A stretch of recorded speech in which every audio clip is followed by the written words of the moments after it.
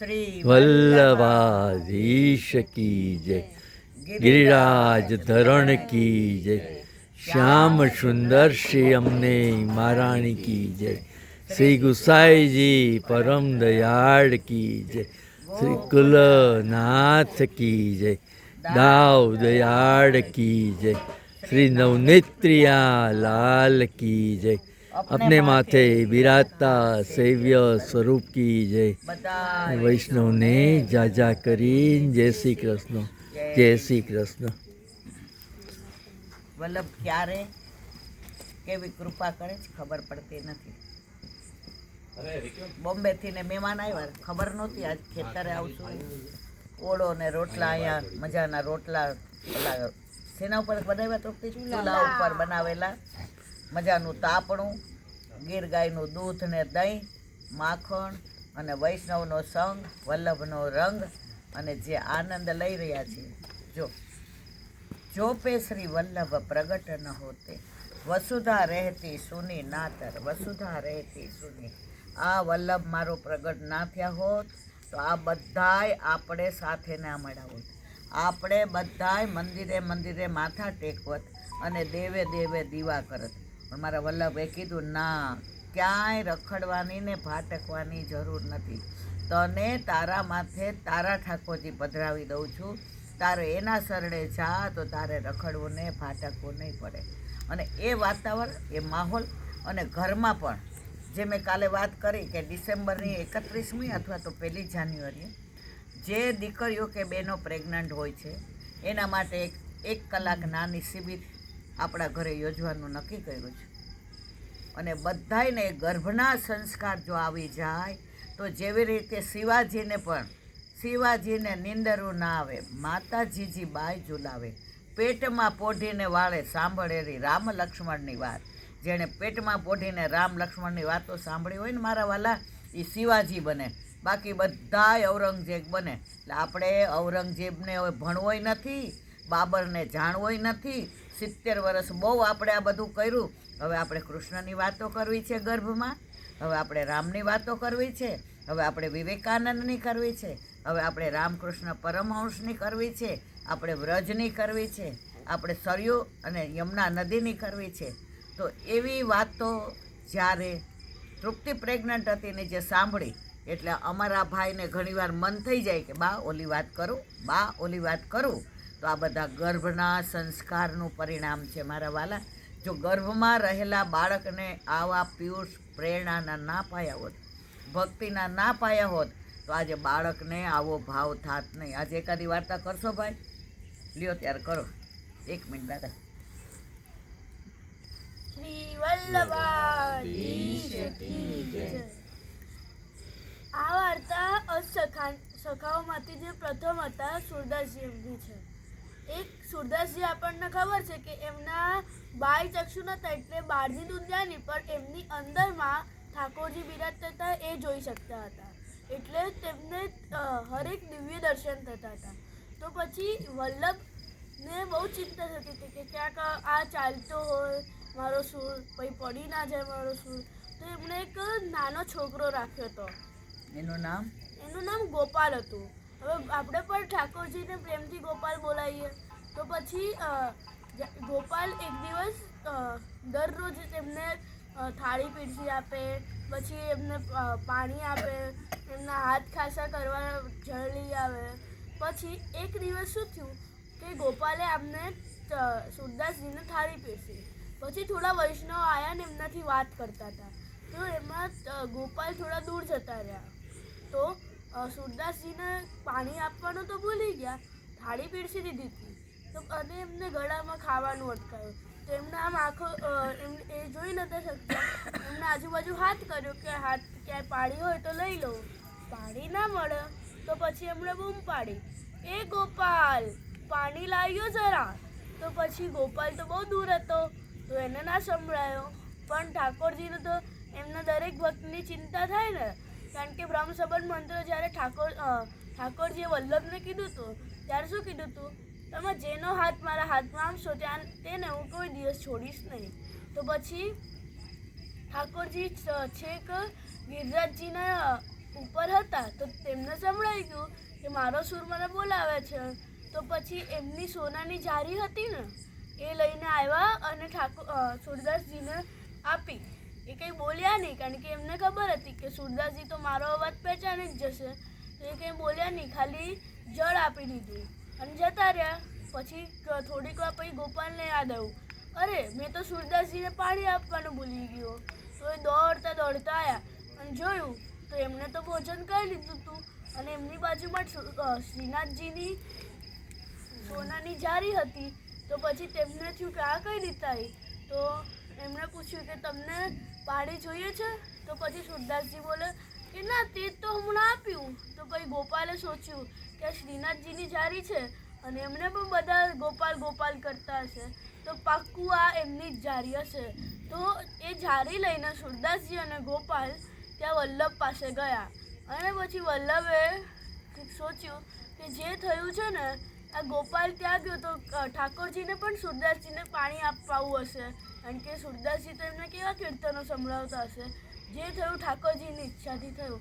આ વલ્લભની વાણી અને ભૂલો એ મારી. બોલો વલ્લભાધીશ કી જય. તો જો મારા વાલા, આને આ ગર્ભના સંસ્કાર વલ્લભની કૃપાથી ને મળ્યા.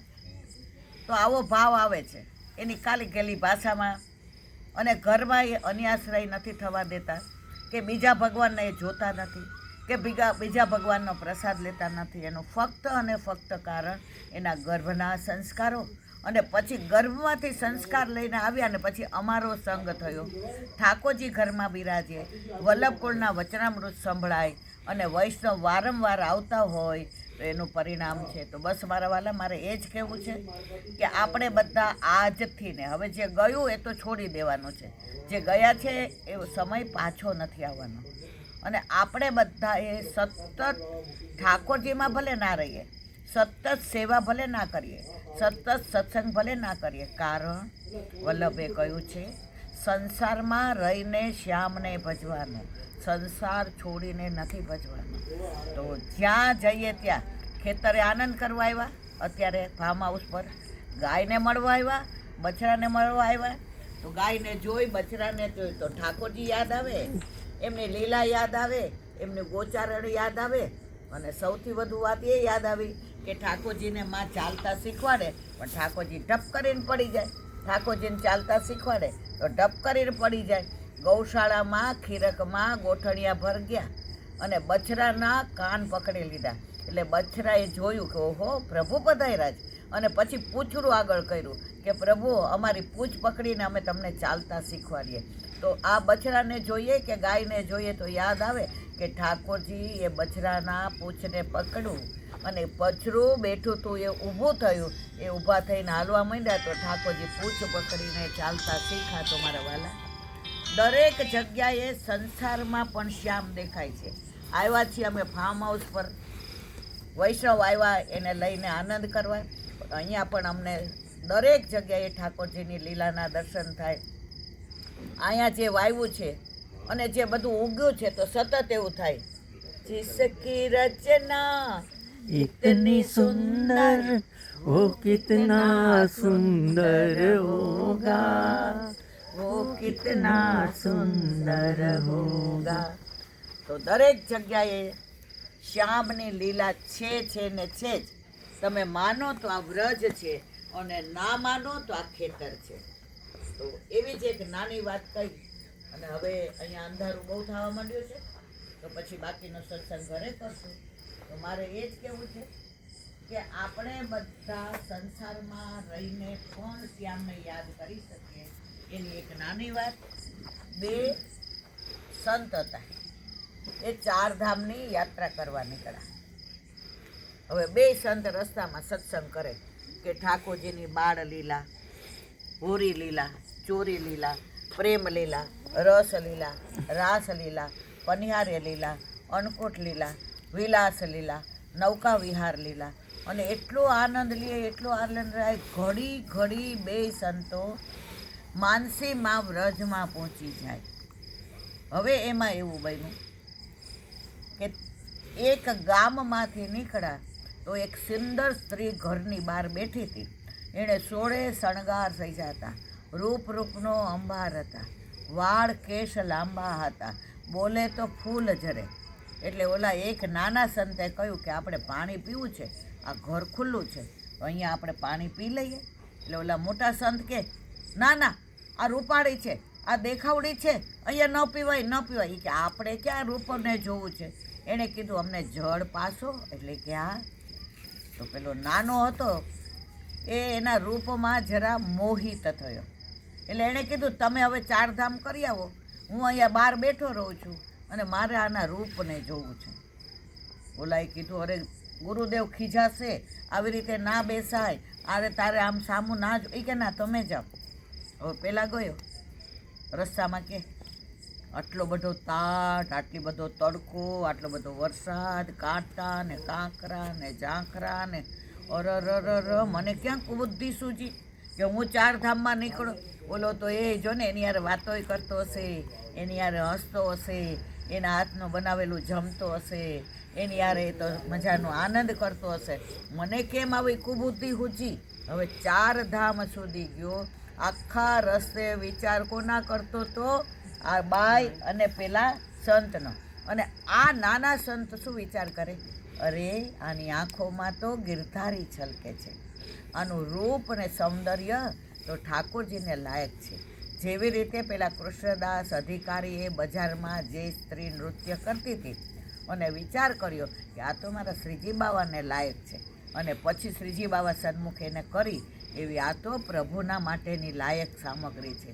અને પછી વિચાર કર્યો, 2 જ મિનિટ આવો વિચાર એ કરે, અરે હું સાથે ગયો તો સારું હતું, ત્યાં તો ઠંડી ઠંડી હવા ચાલતી હશે, ત્યાં તો ચારે બાજુ બરફ પડતો હશે, ત્યાં તો યમુનાજીનું જે પ્રાગટ્ય સ્થળ છે ત્યાંથી યમુનાજી ખડખડ ખડખડ વહેતા હશે, સરસ્વતી તિરોહિત થયા છે ત્યાંના દર્શન કરતા હશે, કેદારનાથ બદ્રીનાથની અંદર એને આનંદ આવતો હશે, બધા વૈષ્ણવ મળતા હશે, એને જય શ્રી કૃષ્ણ કરતા હશે, ચારે બાજુ વાતાવરણની સુગંધ હશે, આ બાજુ નદી વહેતી હશે, આ બાજુ પહાડ હશે, વચમાંથી જતો હશે, ઠાકોરજીની રાહ જોતા હશે, બદ્રીનાથની અંદર બધાય મજાના વૈષ્ણવ એમને આવકારતા હશે. આ અહીંયા સ્ત્રીની સામે હોવા છતાંય 4 ધામની યાત્રામાં હતો, અને ઓલો 4 ધામની યાત્રામાં ગયો તો છતાંય આ સ્ત્રીમાં હતો. હવે 2 લીલામ પહોંચી ગયા તો ઉપર ગયા તો ઓલો નાનો સંત જે નહોતો ગયો 4 ધામમાં એને સ્વર્ગ મળ્યું, અને મોટો સંત હતો જે ગયો તો એને નર્ક મળ્યું. એટલે પૂછ્યું કે આવો અન્યાય ભગવાનને ઘેર? બધાય વાતો કરતા હતા કે ભગવાન કે ઘેર દેર હે અંધેર નહીં હે, પણ આજે મને સમજાયું કે ઠાકોરજી ક્યારે કોને શું કામ વાલ કરી લે. પેલી તો વેશ્યાની સામે હતો, એની હારે વાતો કરતો હતો, એને જોતો હતો, એને તો સ્વર્ગ મળ્યું. ત્યારે યમરાજ કહે જો ભાઈ તો નર્કમાં આવ્યો એનું કારણ છે એ સ્ત્રી પાસે હોવા છતાં એને એની આંખમાં ગિરધારીજી દેખાતા હતા, અને એક ક્ષણ માટે એની સામે જોઈ અને માનસીમાં સતત વિચાર કરતો હતો કે તું 4 ધામમાં કેવો ગયો હોઈશ, કેવો દોડતો હોઈશ, વૈષ્ણવો કેવા મળતા હશે, ઠંડી ઠંડી લેરિયા હશે, વાદળ ઘેરાયા હશે, બરફનું અંદર સુંદર મજાનું ચિત્રજી થયું હશે, યમુનાજીનું મુખારવિંદ જ્યાંથી ને પ્રગટ થયા એ દર્શન કરતા હશે, સરસ્વતી તિરોહિત થયા એ દર્શન કરતા હશે, નદીમાં સ્નાન કરતો હશે અને આનંદ કરતો હશે. તો એ સતત 4 ધામમાં હતો, અને તું સતત એ સ્ત્રીમાં હતો. તો તમે જે પણ માનસીમાં કરો છો ઠાકોરજી એને ગણે છે. તમે ગમે એટલી ક્રિયા કરો, ક્રિયાથી ઠાકોરજીને કોઈ મતલબ નથી.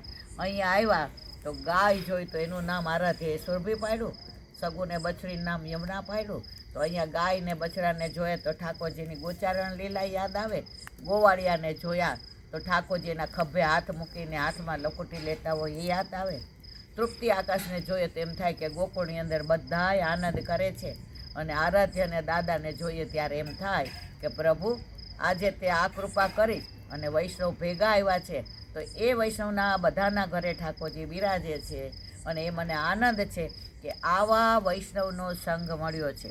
સંગ ના મળે તો અસંગ રહેવું, પણ દુસંગથી દૂર રહેવું. આજે ડૉક્ટર છે કે ગમે એ છે, પણ મારા ઘરે આવ્યા એટલે વૈષ્ણવ છે તો આવું માહોલ કાયમ પ્રભુ રાખે. ભલે અબજો રૂપિયા મારા વાલા તું ન આપતો, પણ આ જિંદગીનો માહોલ ક્યારેય અમારા જીવનમાંથી દૂર જાય નહીં. બોલો વલ્લભા. વલ્લભાધીશ કી જય.